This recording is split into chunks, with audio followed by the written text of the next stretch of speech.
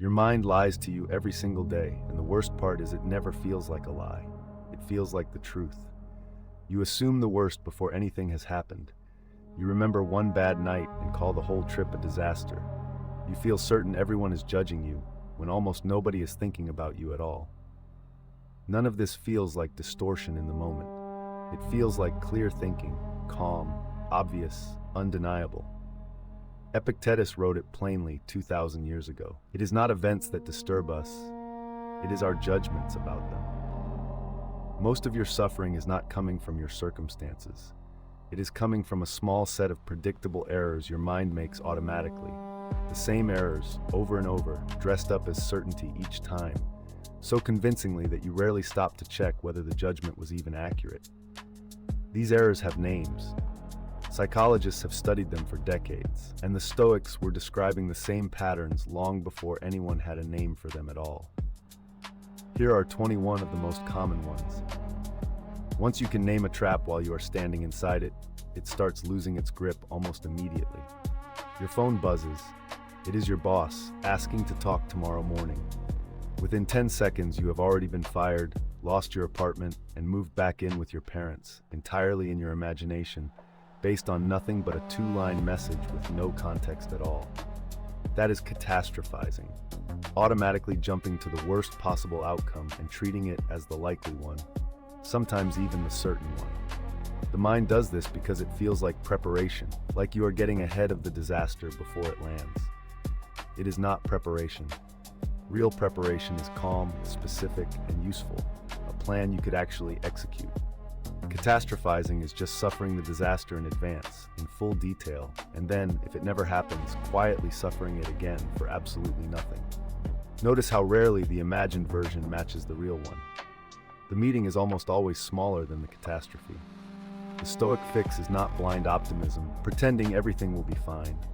It is asking one honest question before the spiral starts. What is the actual evidence for this outcome versus every other far more boring, far more likely outcome you have not even considered yet? You eat one thing off your diet and think, well, the whole day is ruined. Might as well order takeout and start over Monday. You miss one workout and consider the entire month a failure, even though you trained 11 other days that same month. All or nothing thinking collapses a spectrum into two extremes, perfect or worthless, with nothing meaningful allowed in between. Almost nothing in real life actually works this way. A day with one setback is still a mostly good day. A month with 3 missed workouts is still a month with real, measurable progress in it. Progress that the all-or-nothing frame simply deletes from the record the moment things stop being flawless. The trap is especially cruel because it punishes effort. The moment you slip even slightly, the entire project gets recategorized as a failure, which makes quitting feel logical instead of premature. Marcus Aurelius kept returning to the same idea in his private notes, not demanding perfection from himself, only demanding that he begin again each morning. The standard was never flawless, it was persistent. You decide a coworker does not like you, and from that point on, every neutral interaction gets read as proof. A short reply is coldness. A missed hello is an insult. Meanwhile, the times they were perfectly friendly, held the elevator, asked about your weekend, get quietly filed away and forgotten because they do not fit the story you have already decided is true. Confirmation bias is the mind's habit of hunting for evidence that supports what it already believes and dismissing or reframing anything that contradicts it. It feels like being observant, like you are simply noticing patterns other people miss. It is actually the opposite, a kind of selective blindness dressed up as insight, one that gets more convincing the longer it runs uncorrected. This is how entire relationships quietly sour over months, one selectively read interaction at a time. The fix is uncomfortable on purpose. Actively look for the evidence against your own theory before you accept it as fact. If you cannot find any real evidence against it, your theory was never actually tested. It was only confirmed. 10 people compliment your presentation. One person offers a piece of criticism, mild, probably fair, forgotten by them within the hour. That night, lying awake, which one are you replaying on a loop? The mind is wired to weigh negative information far more heavily than positive information, a survival instinct from an era when missing a single threat could get you killed, while missing a compliment cost you nothing. It made evolutionary sense once. Today, it mostly just means one piece of criticism can outweigh 10 pieces of genuine praise for no rational reason at all, skewing your entire sense of how the day actually went. This is why a single bad review can haunt you longer than 100 good ones ever comforted you.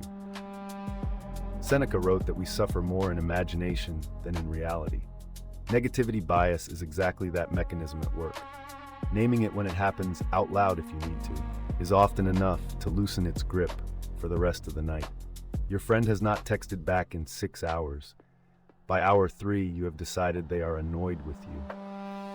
By hour 5, you have decided the friendship is basically over, and you have already rehearsed the conversation where you confront them about it. Mind reading is assuming you know exactly what someone else is thinking, usually the worst possible version of it, without a single piece of actual evidence to support the assumption.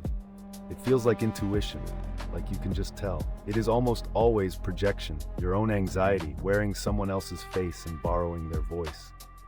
9 times out of 10, the real explanation is boring. They were driving. Their phone died. They got busy and simply forgot. The same way you have forgotten to text people back plenty of times without meaning anything by it. You do not have access to other people's minds. You never will. What you have access to is your own judgment. And mind reading is what happens when you hand that judgment over to a story you invented entirely by yourself. You decide not to apply for the job because you have already decided you will not get it. You decide not to ask the question in the meeting because you have already decided you will sound stupid. The prediction never gets tested. It just gets treated as settled fact in advance. Fortune telling is predicting a negative future with total confidence and then acting as though the prediction has already come true, closing off options before reality even gets a chance to weigh in. The cruelest part is that it often becomes self-fulfilling. The job you never applied for was never going to happen, precisely because you told yourself it would not, and then made sure of it. The Stoics drew a hard line here. The future is not up to you.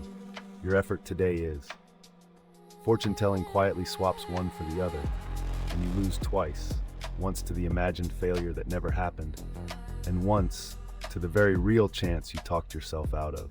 The team misses a deadline because of a supplier issue nobody could have predicted or controlled, and you spend the whole weekend convinced it was somehow your fault for not checking in sooner, not asking better questions, not somehow seeing it coming.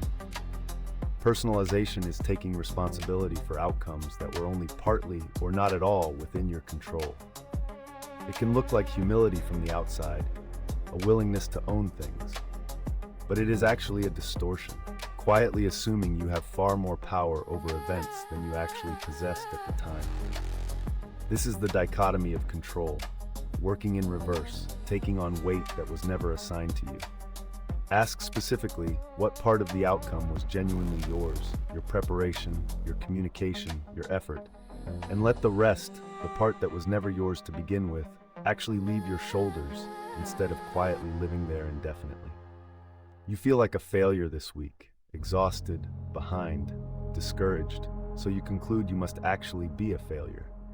The feeling is being treated as evidence, when a feeling is not evidence of anything except that you currently, temporarily, feel that way.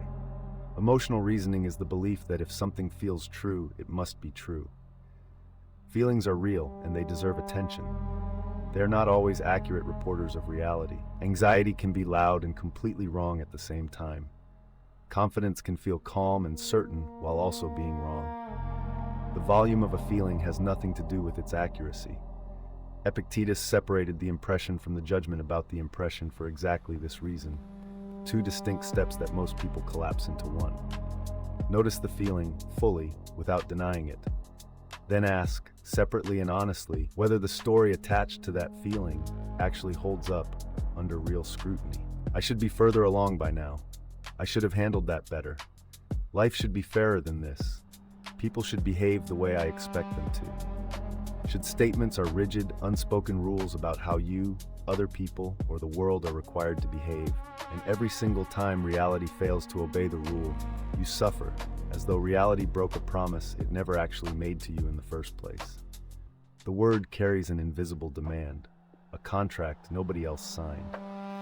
Replacing should with I would prefer sounds like a small language trick, almost too simple to matter. It is not. It is the difference between a demand the universe is somehow obligated to meet and a preference you are genuinely free to work toward. One produces resentment by default, every single time. The other leaves room for effort and for disappointment that does not curdle into bitterness. You send one email with a typo in it and think, I am so careless. You miss one deadline and think, I am unreliable. A single action, isolated and small, quietly becomes a permanent identity you now have to carry around. Labeling takes one behavior and turns it into a verdict about your entire character, as though a single data point were enough to close the case. It is efficient in the worst possible way. One bad moment gets to define you indefinitely, while 100 good moments in the same stretch of time never get the same authority to define anything at all. The label sticks precisely because it is simple, and simple things are easy for the mind to file away and reuse later. You are not the mistake. You are the pattern across a much longer stretch of time than any single afternoon can possibly capture. Judge the action, specifically and honestly. Leave the identity alone. One date goes badly, and the conclusion becomes, I always do this. Nobody will ever want to be with me. One presentation goes badly, and it becomes, I am terrible at public speaking, always have been, always will be, end of discussion. Overgeneralization takes a single data point and stretches it across your entire past and your entire future, using words like always and never that almost nothing in a real, textured life actually earns. It turns one Tuesday into a life sentence, using evidence that would never hold up if you actually laid it out and counted. The honest version of the sentence is almost always smaller, more specific, and less permanent than the panicked one your mind reaches for first. Not always, once. Not never, not yet. The difference between those two versions of the sentence is often the entire difference between staying stuck and trying again. Someone praises your work and your first internal move is to explain it away immediately. They were just being nice. I got lucky.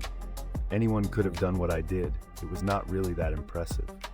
Discounting the positive is dismissing good outcomes, compliments, or clear evidence of your own competence as flukes or accidents, while treating negative outcomes as the real, reliable, trustworthy data about who you actually are. It creates a scoreboard that can only ever move downward, never upward, no matter how well things are objectively going for you. Over time, this trains you to only trust the bad news about yourself, which quietly becomes a self-fulfilling kind of misery. Let a compliment simply land sometimes, without editing it down to something smaller and safer. You do not have to inflate it into more than it was. You just have to stop actively deflating it into nothing. You scroll for 10 minutes and walk away feeling behind in life, measured against a version of other people's lives that was filtered, staged, lit carefully, and selected specifically to look better than an ordinary Tuesday, because an ordinary Tuesday does not get posted. The comparison trap is judging your entire, unfiltered, behind-the-scenes life against someone else's highlight reel, and somehow always losing, because the comparison was never a fair one to begin with. You are comparing your whole reality to their best 5 seconds. Marcus Aurelius reminded himself constantly to stay focused on his own path, rather than the opinions and performances of others around him. Not because other people do not matter, but because a comparison built entirely on curated appearances was never measuring anything real in the first place, and never will. You have already spent 3 years on a degree you no longer want, so you finish it anyway, telling yourself it would be a waste to stop now. You have already invested 5 years in a relationship that stopped working 2 years ago, so you stay for the same reason. The sunk cost fallacy is continuing something because of what you have already invested, time, money, effort, rather than because of what it will actually cost or gain you going forward from this exact moment. The 3 years are already gone either way, spent, unrecoverable, no longer part of the actual decision in front of you. The only real question is what the next year should look like, and that question does not care what you already spent to get here. What is behind you is not up to you anymore. cannot be edited, refunded, or reclaimed. Only what is still ahead of you remains genuinely yours to decide. A jacket is marked as originally $200, now on sale for $80, and it suddenly feels like a great deal, an obvious win, even if $80 was never actually a fair or reasonable price for that jacket in the first place. Anchoring bias is over-relying on the first piece of information you receive, the anchor, and judging everything afterward relative to it, rather than evaluating it fresh on its own merits. It shows up constantly in negotiations, in salary conversations, in first impressions that quietly color every interaction that follows, long after the initial anchor has stopped being relevant at all. The fix is simple to state and genuinely hard to practice consistently. Before accepting any number, any price, or any judgment about a person, ask what you would honestly think of it if you had never seen the anchor at all. After seeing one dramatic news story about a plane crash, flying suddenly feels dangerous, even though it remains one of the statistically safest ways to travel that exists. The story is vivid, recent, and emotionally loaded, so the mind treats it as common, even representative. The availability heuristic is judging how likely something is based on how easily examples come to mind, rather than on the actual pattern of data behind it. Vivid, recent, emotional events get dramatically overweighted in your sense of risk. Quiet, common, unremarkable safety gets ignored entirely, because safety does not make for a memorable story worth retelling. This is also why one bad experience with a certain type of person can make you overestimate how common that type actually is. Ask what the real pattern is across a much wider sample, not just which single example happens to be loudest in your memory this particular week. After the outcome is known, it suddenly feels obvious, inevitable even. Of course that relationship was going to fail. Of course that investment was going to drop. I basically knew it all along, you tell yourself, conveniently forgetting how uncertain you actually felt at the time. Hindsight bias is the tendency to believe after the fact that an outcome was predictable, when at the time it genuinely was not predictable at all, not with the information you actually had available. It quietly rewrites your own memory of how uncertain things really felt in the moment, smoothing over the doubt that was actually there. This matters because it makes you unfairly harsh toward your past self for not seeing what could not, honestly, have been seen at the time. Judge your past decisions by what you actually knew back then, not by what you happen to know now. Someone is tall, well-dressed, and speaks with confidence, and without any real supporting evidence, you assume they must also be intelligent, trustworthy, and competent at their job. One positive trait quietly halos over into assumptions about a dozen completely unrelated traits. The halo effect is why charismatic people often get away with bad ideas that would be rejected instantly from someone less polished, and why awkward, quiet people get underestimated despite having excellent ones. It is not really a judgment of character at all. It is a shortcut the mind takes to avoid the slower, harder work of actually evaluating someone on the evidence. Separate the one trait you can actually observe directly from the 10 traits you are simply assuming must come along with it. You get the promotion and know exactly why. Hard work, talent, merit, all you. You do not get the promotion, and it is instantly the politics, the favoritism, the fundamental unfairness of the whole broken system, none of it you. Self-serving bias is crediting yourself fully for your wins while blaming external circumstances entirely for your losses. It feels protective in the moment, like armor against a bruised ego. Long term, it quietly blocks the one thing that actually helps you improve, an honest look at what was genuinely within your control in the loss, not just in the win. The uncomfortable version of the question is also, reliably, the useful one. What part of this particular loss was actually mine to own?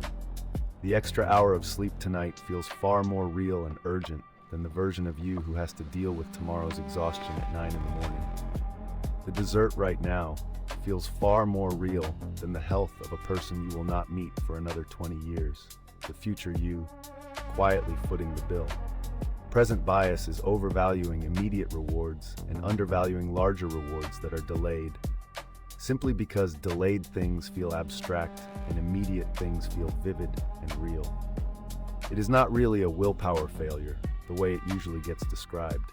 It is a basic miscalibration in how vividly the mind renders anything that has not happened yet. Try making the future version of yourself as vivid and specific as the present one, even for 10 seconds, before the decision actually gets made. You trip slightly on a curb and feel certain that everyone around you noticed and is quietly thinking about it.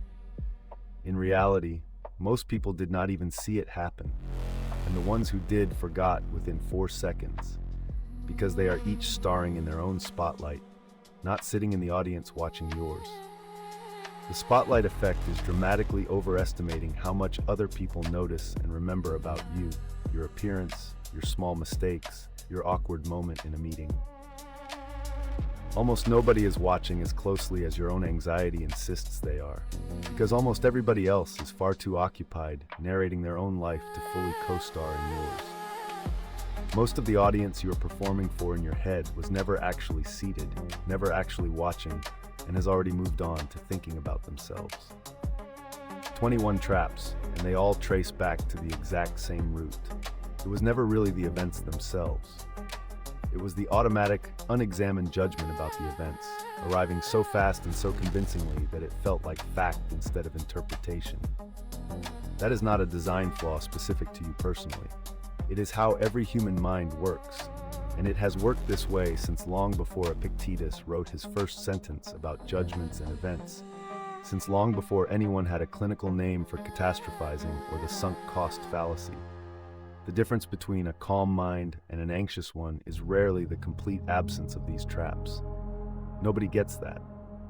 It's how quickly they get caught, named, and questioned before they run the whole show.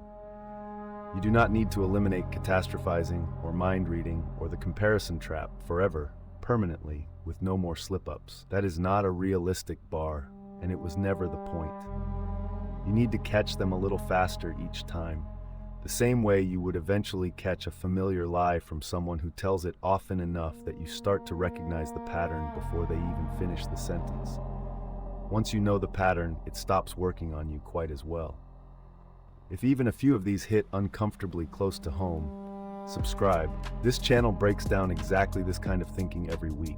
And if you want a daily practice for catching these traps in real time instead of noticing them 3 hours too late, Becoming Stoic is a free app built for exactly that.